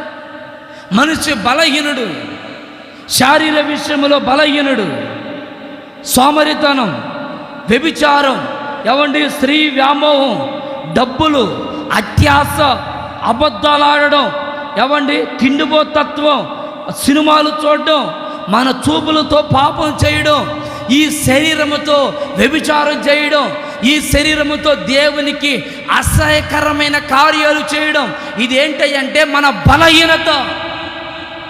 చెప్పండి ఏంటంటే అదంతా మన బలహీనత. మాటల్లో బలహీనత, మన ప్రవర్తనలో బలహీనత. యేసు ప్రభు ఏం చేయాలనుకుంటున్నాడంటే మన బలహీనతలను చూచి ఆయన, అయ్యో ఈ కుమారుడు, ఈ కుమార్తె ఇంత బలహీనముగా ఉందే, ఇంత శరీరాచలో బలహీనమైపోయిందే అని ఆయన మనకి హెల్ప్ చేస్తాడంట, సహాయము చేస్తాడట. స్తోత్రం చెప్పండి. మనుషులైతే మన బలహీనతలు చూసి నవ్వుకుంటారు, మనుషులైతే మన బలహీనతలు చూసి చాటింపేస్తారు, మనుషులైతే మన బలహీనతలు చూచి మనల్ని అసహించుకుంటారు. కానీ దేవుడు మనకి హెల్ప్ చేస్తాడట. హెల్ప్ అంటే సహాయము చేసే దేవుడు. చూడండి, మనుషులు చేసే సహాయము కొన్నిసార్లు మన దగ్గరికి రావచ్చు, రాకపోవచ్చు. కానీ దేవుడు చేసే సహాయం ఏంటంటే ప్రార్థన, ప్రార్థన, ప్రార్థన. ప్రార్థనకి మించిన సహాయం ఈ భూ ప్రపంచంలో ఏదియో లేదు, ఏమీ లేదు. ప్రార్థనకి మించిన సహాయం ఏదీ లేదు. ఆ ప్రార్థనే పరిశుద్ధాత్మ దేవుడు తండ్రి కుడిపాసన కూర్చొని మన కొరకు విజ్ఞాపన చేస్తూ ఉంటాడు, మూలుగుతూ ఉంటాడట మన పక్షముగా. అయ్యా ఈ బిడ్డ బలహీనరాలయ్యా, ఈరోజు మాటల్లో పాపం చేస్తుందయ్యా, అబద్ధాలు ఆడుతుందయ్యా, డబ్బు పిచ్చిపడి దేవుని మందిరాలను మానేస్తుందయ్యా, సినిమా పిచ్చి కలిగి సినిమాలను చూస్తుందయ్యా, ఈ బిడ్డ అబద్ధాలు నోరు తెరిచే అబద్ధాలయ్యా, ఈ బిడ్డ ఇదిగో పనికిమాలిన మాటలు మాట్లాడుతుందయ్యా, పనికిమాని ప్రేమలో నటిస్తుందయ్యా, ఎలాగుందయ్యా, అలాగుందయ్యా, ఈ బిడ్డ బలహీనతను తొలగించయ్యని మన కొరకై మన తండ్రి పరిశుద్ధాత్మ దేవుడు మన బలహీనతలను చూచి ఏం చేస్తున్నాడు? విజ్ఞాపన చేస్తున్నాడు. Praise the Lord. నీ బలహీనతను చూసి కనీసం నీ పక్కన వాళ్ళైనా నిన్ను పలకరిస్తారండి? పలకరించలేదు. నీకేదైనా బలహీనత వచ్చిందనుకో, రోగం వచ్చిందనుకోండి, కనీసం నీ దగ్గర నిలబడాలంటే పొరపాటున ఏ మనుషుడు నిలబడలేడు. కొన్నిసార్లు అది నీ తల్లే కావచ్చు, నీ తండ్రే కావచ్చు, నీ భార్య కావచ్చు, నీ భర్తే కావచ్చు, నీ పిల్లలే కావచ్చు. కొన్ని భయంకరమైన కురుపుల రోగాలు వస్తే ఏ మనుషుడు కూడా మన ఎదుట నిలబడలేరు. కానీ తండ్రి పరిశుద్ధాత్మ దేవుడు మన పక్షముగా ఉండి వ్యాజ్యమాడుతూ ఉంటాడటయ్యా, ఈ బిడ్డ బలహీనతదయ్యా, ఏం చేస్తారు? క్షమించయ్యా. అయ్యా ఈ బిడ్డ నోరు ఎప్పుడు పాడు చేసుకుంటుందయ్యా, క్షమించయ్యా. ఈ బిడ్డ చూపులు ఎప్పుడు అపవిత్రంగా ఉన్నాయ్యా, క్షమించయ్యా. ఈ బిడ్డ వ్యభిచారం చేస్తుందయ్యా, క్షమించయ్యా. ఎవరు చూడట్లేదు అనుకుంటుందయ్యా, దయచేసి క్షమించయ్యా, క్షమించయ్యా అని తండ్రి నీ కొరకు, నా కొరకు, మనందరి కొరకు విజ్ఞాపన చేస్తున్నాడని బైబిల్ ఘోషిస్తావు. ఈ రోజున చాలామంది ఆత్మీయతలో బలహీనులు అయిపోయారు. ఆత్మీయతలో బలహీనులు అంటే వాక్యము చదవరు, వాక్యం చదవరండి, వాక్యం వినరండి, వాక్యాన్ని పొర్రబాటున వాక్యాన్ని అర్థం చేసుకో, వాక్యాన్ని చదవకపోగా వినకపోగా గంగ చర్చిలకు రారు, భక్తిని భక్తిగా చేయలేరు. ఆత్మీయ బలహీనతలు అంటారు వీటిని. ఆత్మీయ, నోరు తెరి చెప్పండి అందరూ, ఆత్మీయ బలహీనతలు. చర్చికి రారు ఏమండి, బలహీనత, అదొక బలహీనత. వాక్యం వినరు, అదొక బలహీనత. చర్చికి వచ్చి వాక్యం వినరు, అదొక బలహీనత. చర్చికి వచ్చి వాక్యాన్ని చదవరు, అదొక బలహీనత. చర్చికి వచ్చి కనీసం దేవుని కొరకు బ్రతకాలని ఆశ కూడా ఉండదండి. ఏదో బ్రతకాలి కదా అన్నట్టుగా బ్రతుకుతూ ఉంటాం. ఆశను కోల్పోతూ భక్తి చేస్తూ ఉంటాం. బైబిల్ అంటుంది, మనము అన్ని బలహీనతల్లో ఉంటున్నా, అంత నిద్రమత్తుల్లో ఉంటున్నాడు. ఆయన ఎంత దీర్ఘశాంతం కలిగిన వాడో అంత కఠినాత్ముడు అని రాయబడింది. ఏమంటే అంత కఠినంగా ఉంటాడు దేవుడు, మామూలు కఠినంగా ఉంటాడు. ఆ కఠినాత్మకి మీరు తట్టుకోలేరు, నిలబడలేము. ఆయన ఎదుట నిలబడ్డాన్ని కూడా మనకి ఇక సరిపోదు, అంత కఠినంగా ఉంటాడు. ఆయన దీర్ఘశాంతం చూపిస్తున్నప్పుడే ఆయన దగ్గరికి మనం వచ్చి మన పాపదోషాలు ఒప్పుకొని మన కొరకు ఆయన ప్రార్థన చేస్తున్నప్పుడే ఇంకా మన బలహీనతలను ఒప్పుకొని దేవునికి దగ్గరయ్యి దేవుని రాజ్యంలో ఉండడానికి మనందరం ఇష్టపడుదుము కాక. ఆమేన్ చెప్దామా గట్టిగా? ఆమేన్, ఆమేన్, ఆమేన్, హల్లెలూయా. దైవజనులు వెస్లాన్ గారు చెప్తుంటే ఒకసారి నేను విన్నాను. కొంతమంది అట వాళ్ళ బలహీనతలు ఎట్టుంటాయో చూడండి. కొంతమంది బైబిలు చేతిలో పెట్టుకొని లాటరీలు ఉంటాయి కదా, ఆ లాటరీ టికెట్లు బైబిల్లో పెట్టుకొని ప్రార్థన చేసుకొని తీసుకుంటారట వాళ్ళు, మంచి లాటరీ తగలగా. ఇంకొంతమంది అంట సినిమాలకు పోయేటప్పుడు అయ్యా టికెట్లు దొరకట్లేదు, టికెట్లు దొరికేటట్టుగా సహాయం చేయని ప్రార్థన చేసుకోపోతారంట. వాళ్ళు ఏమన్నారో మరి నాకు అర్థం కాదు. రకరకాల బలహీనతలు. ప్రియులారా, మన బలహీనతలను మనం విడిచిపెడుదుము గాక. ఆమేన్, ఆమేన్. మన బలహీనతల్లో నుండి మనకి జయము కలుగును గాక. స్తోత్రం చెప్దాం చేతులెత్తి గట్టిగా. హల్లెలూయా, హల్లెలూయా. మన బలహీనతల్లో నుండి మనం విడుదల పొందే కృపను మనం పొందుకుందుము గాక. ఆ యేసయ్య పరిశుద్ధాత్మ దేవుడు నీ బలహీనతను చూచి నీ కొరకు ప్రార్థన చేస్తావు. ఎప్పుడు ప్రార్థన? నువ్వు ఎన్ని గంటలు ప్రార్థన చేస్తున్నావు రోజుకొచ్చి? మూడు అనుభవాలు చెప్పాను. మన పక్షముగా ఉండే అధికులు ఎవరు? మొదటిగా యెహోవా దేవుడు. ఆయన ఉండి ఏం చేస్తాడట? ప్రభావం చూపి దీర్ఘశాంతాన్ని వహిస్తాడు. 2, యేసయ్య మన పక్షముగా ఉండి ఏం చేస్తాడట? నిరీక్షణను పుట్టించాడు. నిరీక్షణ కోల్పోకుండా మనం జీవించుదుము గాక. నెక్స్ట్ 3, పరిశుద్ధాత్మ దేవుడే మన పక్షముగా ఉండి మన బలహీనతలను చూచి ఆ బలహీనతల కొరకు విజ్ఞాపన చేస్తున్నాడట. మనము కూడా ఒకరి కొరకు ప్రార్థన చేసుకునే ఒక మంచి అనుభవంలో మనం ఉందుము గాక. ఆమేన్. 4వ వ్యక్తి సమూయేలుకు రాసిన మొదటి గ్రంథం 7వ అధ్యాయం 5-9 వచనాలు. అంతటా సమూయేలు ఇశ్రాయేలులందరినీ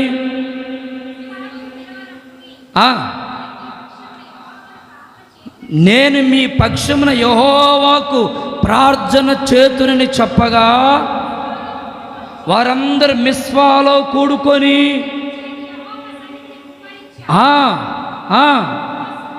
చూడండి. 4వదిగా దైవజనుడు మన పక్షమున ఉండాలి.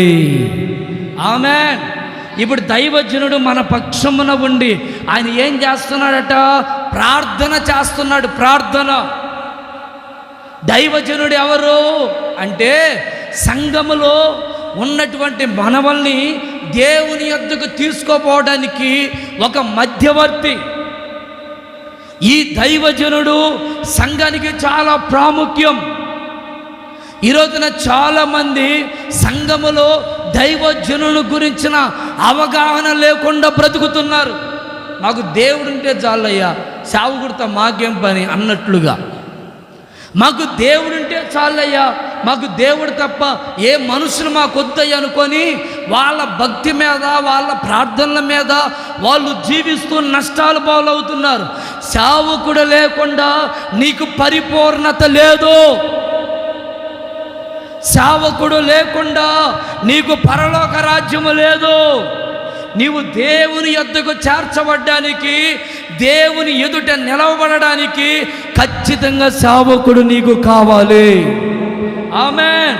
ఇప్పుడు ఈ సేవకుడు దేని కొరకయ్యా అంటే తీర్పు దినములో నువ్వు నిలబడినప్పుడైనా నీ పక్షముగా ఇప్పుడు ఒక సేవకుడు లేకపోతే దేవుడు నీకు తీర్పు తీర్చడు. అందుకే పలుమార్లు దైవజనుల గురించి రాస్తారు కదా, మీ నిమిత్తమై దైవజనుడు దుఃఖముతో ఈ పని చేయకూడదు, దుఃఖముతో సంఘాన్ని ఏలుబడి చేయకూడదు, దుఃఖముతో సేవ చేస్తే ఆ సేవ పరిపూర్ణతలోకి రాదు. సంతోషముతో ఒక దైవజనుడు సేవ చెయ్యాలి. Praise the lord, praise the lord, praise the Lord. మీకు కొంచెం అర్థమవడానికి చెప్తాను చూడండి.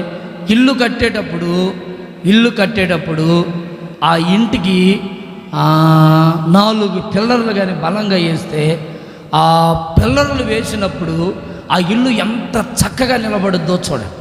ఇప్పుడు ఈ మందిరానికి 1 పిల్లరు, 2, 3, 4. ఎన్ని పిల్లర్లు ఉన్నాయి దీనికి? 4. ఈ 4వ వ్యక్తి ఎవరు అంటే సేవకుడు, ప్రాముఖ్యమైన వాడు.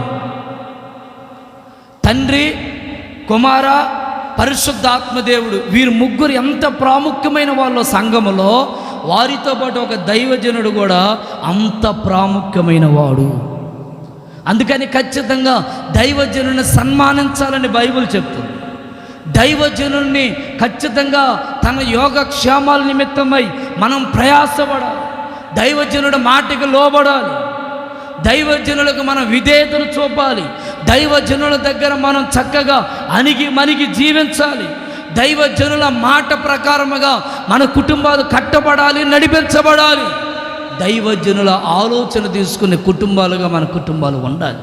Praise the lord, praise the lord, hallelujah. ఇప్పుడు నేను ఎవరైనా ఒక పని ఉందనుకోండి, ఒక పని శ్రీనాన్న ఉన్నాడు అనుకోండి, ఆయన కింద ఒక 10 మంది మనుషులు ఉన్నారు. నేను ఆయన పిలిచి శ్రీనాన్న ఇటు రానని ఈ చర్చికి పెయింటింగ్ లేపియ్యా అని చెప్పాను. పెయింటింగ్లన్నీ వేయించాడు. సరిగా ఉందో లేదో అని నేను వచ్చి చూసుకున్నాను. సరిగా లేదనిపించింది అనుకోండి నాకు. అప్పుడు నేను ఎవరిని పిలుస్తాను? పని వాళ్ళని పిలుస్తానా, లేకపోతే శ్రీనాన్నని పిలుస్తానే? మేస్త్రిని పిలుస్తాను. పని వాళ్ళతో నాకేం పని? మేస్త్రిని పిలిచి, నాయనా నీకు పని అప్పగిస్తే ఏందమ్మా అట్ట చేసావు ఇట్ట చేసావు అని అడుగుతాను. అంటే ఒక దైవజనుడు కూడా సంఘములో అంత ప్రాముఖ్యమైన వాడు అని చెప్తున్నాను నేను. దేవుడు ఒక సంఘాన్ని ఒక దైవజనుడికి అప్పగించినప్పుడు ఆ సంఘాన్ని గురించినటువంటి బాధ్యతను దైవజనుడు ఖచ్చితంగా మొయ్యాలి, తీసుకోవాలి.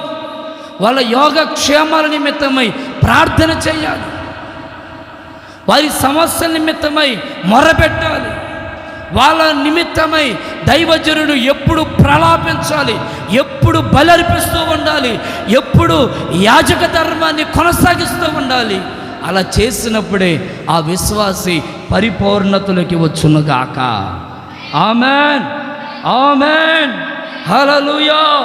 అందుకని ఖచ్చితంగా సంఘములో ఒక దైవజనుడు మన పక్షమును విజ్ఞాపన చేయడం అనేది అది మన కుటుంబాలకి ఎంతైనా ఆశీర్వాదకరము.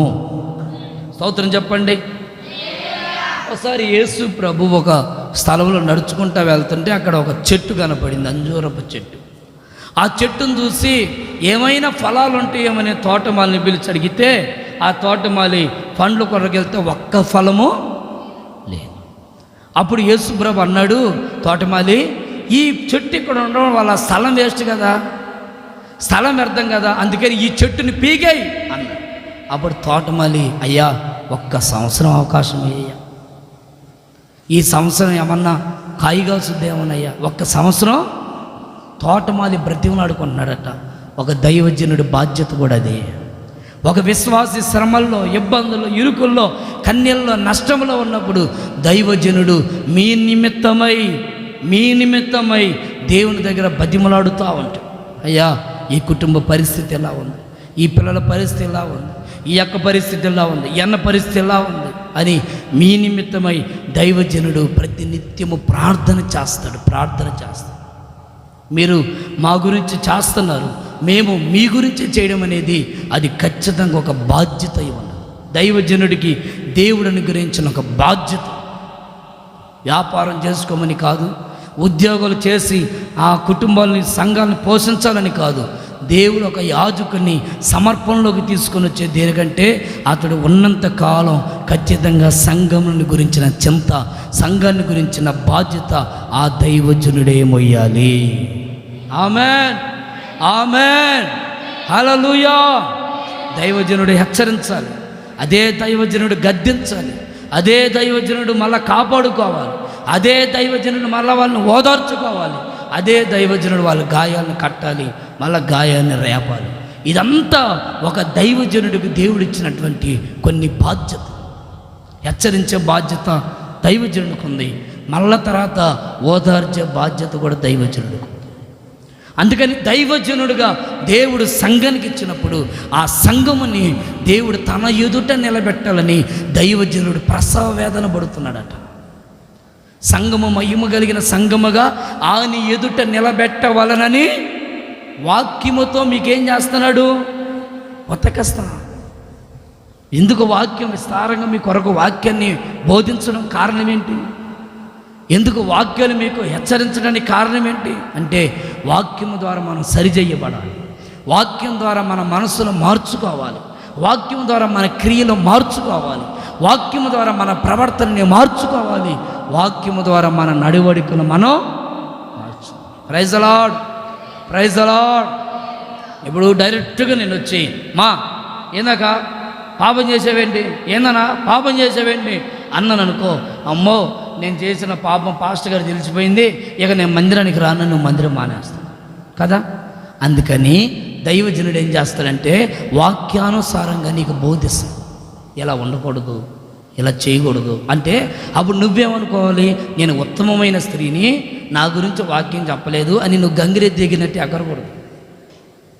నా గురించి కాదులే పాస్టర్ గారు చెప్పింది, నా పేరు ప్రస్తావించలేదుగా, ఎవరి గురించేలే మనకెందుకులే అని ఇక్కడ నువ్వు వింత చూపులు చూడొద్దు. నా దగ్గర చెప్పినప్పుడు నీ కొరకు చెప్పబడిందని నీకు తెలుసు, నువ్వు చేసిన తప్పేంటో నీకు తెలుసు, నువ్వు చేసిన లోపమేంటో నీకు తెలుసు, వాక్యం నిన్ను హెచ్చరించిందని తెలుసు. మళ్ళీ ఇక్కడ వచ్చి నా గురించి కాదులే, ఓ పలానా అన్న గురించి అవ్వలే, పలానా అక్క గురించి అవ్వలే అని వాళ్ళ వైపు చూస్తా, చెప్పేటప్పుడు వీళ్ళ వైపు చూస్తా, చెప్పేటప్పుడు వెనక ఎవరున్నారా అని మళ్ళీ వెనక వైపు చూస్తా.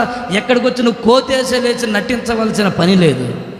నీకు చెప్పబడినప్పుడు ఈ వాక్యము నా కొరకే నిన్ను నమ్మితే ఖచ్చితంగా దేవుడు నిన్ను క్షమిస్తాడని చెప్పడానికి ఏ సందేహం లేదు. ఆమేన్, ఆమేన్. పాపం నీ ఎద్దకు వచ్చినప్పుడు ఆ పాపం ఒకవేళ దైవజనుడు వాక్యము ద్వారా నేను హెచ్చరించాడా, అవునయ్యా నేను నిజంగా ఈ పాపం చేశాను, నన్ను క్షమించయ్యా, నేను పాపినయ్యా, నన్ను సరిచేయి ప్రభువా అని ఆయన పాదాలు పట్టుకుని ఏడ్చి నన్ను క్షమించయ్యా, నన్ను క్షమించయ్యా, ఇక నేను ఎప్పుడు తప్పు చేయనయ్యా, నన్ను క్షమించయ్యా అని ఆయన పాదాలు పట్టుకుని బ్రతిమలాడితే ఇక ఎన్నడూ దేవుడు నిన్ను పొర్రపాటును వదిలిపెట్టడు. ఆమేన్. పాపాత్మురాలిని స్త్రీ యేసయ్య దగ్గరికి వస్తే యేసయ్య ఒక్క అడుగు ఆమెను కాదని దాటిపోతే అక్కడికక్కడే రాళ్ళు పెట్టి చంపేసేవారు, రాళ్ళతో కొట్టి చంపేవారు. అయ్యా మోసే ధర్మశాస్త్రం ఏం చెప్తుంది, ఏం చెప్తావు, నువ్వేం చెప్తావు, నేనేం చెప్తానా ఆగు అని కింద కూర్చొని రాస్తా ఉన్నాడు. ఏం రాస్తున్నారు మీరు చెప్పండి, ఎవరు పాపాలు చూసావా బైబిల్ అమ్మ? వాళ్ళ పాపాలన్నీ రాస్తా వద్దాం, వ్యాఖ్యానం అది అంతే. ఆయన కింద ఏం రాస్తున్నా, మోసే ధర్మశాస్త్రం అని చెప్పారు కదా, ఇదిగో చదువు, ఆ ధర్మశాస్త్రం చదువని వ్యభిచరించకూడదు అని రాశాడు. ఆయన ఆశ్చర్యపడిపోయాను. నేను వ్యభిచారం చేశానుగా, నేను పాపం చేశానుగా, ఎటోలట్టు రాళ్ళు వదిలేసి పరిగెత్తుకుంటూ పోయాను. ఆ మాటకి ఎటోలట్టు వెళ్ళిపోతే ఆ స్త్రీ కన్యలతో ఆయన పాదాల మీద పడి నన్ను క్షమించయ్యని ఇక ఎన్నడూ పాపం చేయలేదు, ఇంకెన్నడూ చేయలేదు. ఆ పందాల ఓరక బురదలోకి పోవడం, బయటికి రావడం, బురదలోకి పోవడం, బయటికి రావడం, బురదలోకి పోవడం, కాసేపు బుర్రలాడడం, మళ్ళీ బయటకు వచ్చి స్నానం చేయడం, మళ్ళీ ఈ ఎవరు ఉండకూడదు, ఈ ఎవరు ఉండకూడదు. కాసేపు దేవుడు అనడం, కాసేపు భక్తి అనడం, కాసేపు యేసయ్య అనడం, కాసేపు సినిమాలు అనడం, కాసేపు బూతులు తిట్టడం, కాసేపు అబ్బో అని చప్పలు కొట్టుకోవడం, ఈ పిచ్చేసాలు దేవుడి దగ్గర పనిచేయవు. కొంతమంది ఏం భక్తో అబ్బా అపవిత్రమయ్యా అని దన పెట్టుకుంటారా. బండి మేము పోతుంటే మేరుమాత గుడి కానీ ఏసబ్బయ్య సులువు కనపడింది అనుకో, అయ్యా పవిత్రాత్మని అన్ని దండాలు పెట్టుకుంటారు. ఆయన కనబడితే భలే పెడతానే దండాలా, నీ దండాలు చల్లకుండా ఇన్ని దండాలు పెడతారు కానీ అయ్యా కరుణ కలిగిన దేవా, నేను నీకు తెలియకుండా రహస్యంగా, మనుషులకు తెలియకుండా రహస్యంగా పాపం చేస్తానన్నయ్యా, నా పాపాన్ని నీకు తెలుసు కదయ్యా, నన్ను క్షమించయ్యా అని ఒక్క మాట అడగలేవా? ఇంకోటి అలాగుంటే మన దేవుడు మనల్ని బట్టి ఇంకెంత ఆనందపడతాడు. మన భక్తి అంత స్టాండర్డ్గా ఉంటే నీ తరంలో ఉంటున్న నీ పిల్లలు ఇంకా దేవుని కొరకు వైరాగ్యంగా లేవనెత్తబడుదురుగాక. ఆమేన్. తిమోతి తన నాయనమ్మ మంచి స్టాండర్డ్, భక్తులు మంచి నిలకడని చూపించింది. ఆ స్టాండర్డ్ని బట్టి ఇప్పుడు ఆ తిమోతి దేవుని సేవ చేయడానికి ఇష్టపడి దేవుని సేవ కొరకు పరిగెత్తుతుంది. ప్రారంభమే మనం భక్తులు అంత స్టాండర్డ్, అంత నిలకడగలిగిన జీవితం జీవించారు కనుక ఈ రోజున వాళ్ళ చరిత్రలో మన ముందు ఇంకా బతికే ఉన్నాయి. రాహాబు అనే వేశ్య బతికే ఉంది, మన కళ్ళ ముందు ఇంకా బతికే ఉంది. ఒకవేళ శారీరకంగా చచ్చిపోయిందేమో కానీ ఆత్మీయంగా ఆమె పాఠం మనకు నేర్పిస్తూ ఉంది. ఒకప్పుడు నేను వేశ్యని, కానీ ఇప్పుడు నేను ఎలాగున్నాను. ఒకప్పుడు నేను కొండలు అమ్ముకుంటూ పాపం చేస్తా తిరిగే వ్యక్తిని, ఇప్పుడు నేను ఆ పాపాన్ని వదిలిపెట్టి దేవుని కొరకు బతుకుతున్నానే. వేశ్యలు దేవుని కొరకు బ్రతకడానికి ఇష్టపడ్డారు. అందుకే యేసయ్య అంటారు, వేశ్యనైనా నేను క్షమిస్తాను కానీ. అందుకనే దైవజనుడు పాత్ర దైవజనుడు వహించాలి. దైవజనుడుగా ఉన్న దగ్గర సంఘం ఖచ్చితంగా దైవజనుడికి లోబడడం నేర్చుకోవాలి. మాకు దైవజనుడు అవసరం లేదు, మాకు దేవుడే అనుకుంటే నువ్వు పొరపాటున ఆయన యుద్ధకు నువ్వు వెళ్ళలేవు. డాక్టర్ దగ్గరికి మనం వెళ్ళాలంటే డాక్టర్ ముందు ఎవరుంటారు? నర్సు. ఆ నర్సు ఉండి ఏం చేస్తుంది? ఇంకా మీ టోకన్ రాలేదు అబ్బో అడుగొచ్చాబో అని వాడు కూర్చోబెట్టి ఇప్పుడు దాసరి మాలకొండయ్య అని పిలుస్తుంది. అబ్బో నేనేనమ్మా అని తాత పరిగెత్తుకుంటారు రావాలి. అట్లా డైరెక్ట్గా పోవడానికి కుదరదు. అట్లాగే పరలోక రాజ్యానికి వెళ్ళడానికి మీకు దేవునికి మధ్యలో ఒక మధ్యవర్తిగా దైవజనుడు ఉండాలి.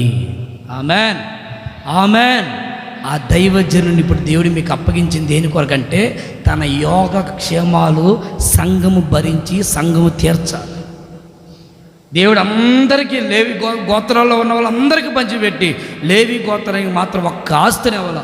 దేని కొరకు ఇవ్వలేదు చెప్పండి? మిగిలిన వాళ్ళందరూ కలిసి మీరందరూ లేవి గోత్రాన్ని పోషించాలి. ఆమెన్. మీకు ఉద్యోగం ఇచ్చింది ఎందుకు? మీకు వ్యాపారం ఇచ్చింది ఎందుకు? మాట్లాడిందండి.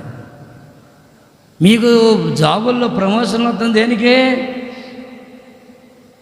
మంచి చదువులు చదవడానికి కారణం ఏంటి? దేని కొరకు? కూడబెట్టని వెనక మూట కట్టమని కాదు, సేవకుని అవసరతలో పాలు పొందులు పొందడానికి. నీకు ఉద్యోగం ఇచ్చింది ఎందుకు? సేవకుని అవసరతలో పాలు పొందులు పొందడానికి. నీ అవసరతలే తీర్చుకోవడానికి కాదు, నీ అక్కర్లే తీర్చుకోవడానికి కాదు, సేవకుని అవసరతలు తీర్చడానికి. సంఘంలో ఏ లోటుబాట్లు ఉన్నాయో, సంఘంలో ధాన్యం ఉందో లేదో, సేవకుని అవసరతలు తీర్చడానికి సంఘములో ఉన్నవారు ఖచ్చితంగా లేవనెత్తబడాలి. ఆమెన్. హల్లెలూయా. ఈ తోట మరి బతిలాడుకుంటున్నాడయ్యా, ఒక్క సంవత్సరం ఇవయ్యా, చూద్దాం, నీళ్ళు పోస్తానయ్యా, నా కష్టం నేను పడతానయ్యా, నీ వైపు తిప్పడానికి నేను ప్రయత్నం చేస్తానయ్యా. ఏం తిప్పుతారో బాబు నువ్వు? ఇన్ని సంవత్సరాల నుంచి తిరగలేదు తెలుసా వీళ్ళు? ఇన్ని సంవత్సరాల నుంచి ఎంత వాక్యం విన్నారు, ఎంత విన్నారు? ఈ రోజుకి నిద్ర ముప్పు మానేరా? లేదులేయ్యా, ఇప్పుడు ఏమన్నా మాంతారేమో చూస్తానయ్యా. అరే నీ తరంలా మారరా వీళ్ళు? లేదయ్యా, చూద్దానయ్యా, ఒక్క అవకాశం అయ్యా, ప్లీజ్ అయ్యా అని దేవుని దగ్గర నే బతిలాడుతూ ఉంటే మీరు మాత్రం ఇక్కడ సోయి లేకుండా పడుకోండి. స్తోత్రం. హల్లెలూయా. 4 దైవజనుడు ఎలీషా తన గెహాజీతో ఏమంటాడమ్మా? అక్క గెహాజీతో ఏమంటాడు? మా పక్షమున అధికులై ఉన్నారు. మన పక్షమున అధికులై ఉన్నారు బాబు. ఎందుకు భయపడతావు? ఎందుకు కలవరపడతావు? ఎందుకు తలదించుకునేటట్లుగా ఉంటావు? మన పక్షమున అధికులు ఉన్నారు. ఆ అధికులు ఎవరు? తండ్రి, కుమార, పరిశుద్ధాత్మ దేవుడితో పాటు దైవజనులు కూడా 4 మన పక్షముగా ఉన్నారు. వీరు ఉన్నప్పుడే, వాళ్ళు మన పక్షముగా ఉన్నప్పుడే మనకి విజయం, మనకి ఘనత, మనకి మేలు, మనకి మెప్పు, ఈ కీర్తి ప్రభావాలు ఒక దైవజనులు మన పక్షముగా ఉన్నప్పుడు కలుగునుగాక. ఆమేన్. హల్లెలూయా. తోటమాల పని అదే, దైవజనుడి పని అదే. వేయాలి, నీరు పోయాలి, ఎరువు వేయాలి. ఏమైనా చేదు మొక్కలు వస్తూ ఉంటే పీకేయాలి. పీకకపోతే మళ్ళా ఇంకో చెట్టు నాశనం చేస్తుందని పీకాలి. మళ్ళీ ఎరువు వేయాలి. మందు కూడా కొట్టాలి ఒక్కోసారి. మందు కొట్టేటప్పుడు ఎట్లాంటి ఆకులన్నీ కొన్నిసార్లు ఆకులు మందు కొట్టకపోతే ఏమైపోతాయి, వాడిపోతాయి. మందు ఎక్కువ అయితేనా ముందు కొట్టకపోతే ఆకులు ఏమైపోతాయి అంట, వాలిపోతాయి. అప్పుడు కొట్టాలి, ముందు కొట్టినప్పుడు మళ్ళీ అవి పుష్కలంగా ఫలిస్తాయి. ఆమెను గద్దించినప్పుడు మరలా మన లోపడుతున్నాయి. ఏందో ఈ పాట ఓరకొరకు గద్దెస్తున్నాడా అని ఏడకూడదు. గద్దించినప్పుడు మనం లోబడితే తగిన ఫలమును మనం పొందుదుము కాక. ఆమె ఏందో మా పాస్టర్ గారికి ముక్కు మీద కోపమా, అబ్బో భలే తిడతాడా. ఎందుకు వస్తుందమ్మా కోపం? ఎందుకు వస్తుంది మీ పాస్టర్కి అంత కోపం? మీరు ఎంతసేపు కోపం మీద చూస్తున్నారా, ప్రేమ చూడరా? ప్రైజ్ ది లార్డ్, హల్లెలూయా. కొంతమంది దైవజనుడు గురించినటువంటి ఆ భారం అర్థం కాదు, కోపపడతాడనే తెలుసు. మీ గురించి ఎంత కన్నీళ్ళు గారుస్తాడు, ఎంత వేదన పడుతూ ఉంటాడు. అయ్యో ఈ కుటుంబం ఎట్టుంది, ఈ పిల్లలు ఎట్టున్నారు, వీళ్ళొక మంచి ఉద్యోగం, వీళ్ళొక మంచి పిల్ల అయితే వీళ్ళ వ్యాపారం అభివృద్ధిలోకి వస్తే ఎట్టుంటుందని ఎంత ప్రసవ వేదన పడతాడు. మీకేం తెలుసు? దైవజనుడు తెలుసు ఆ భారం, బాధ, ఆ దుఃఖం, వేదన. Praise the Lord. సరే, దేవుడు మిమ్మల్ని అందరినీ సియోనులో నుండి ఆశీర్వదించును గాక. ఆమేన్. 4 అనుభవాలు. ఈ 4 అనుభవాలను బట్టి మన పక్షముని ఎవరున్నారని మనం చెప్పాలి. అధికులై ఉన్నారు మన పక్షంన అని గర్వంగా చెప్పగలిగిన కృప మనం పొందుకుందుము గాక. ఆమేన్. అందరూ లేచి నిలబడండి. ఒక్క నిమిషం అందరం ప్రార్థన చేసుకుందాం.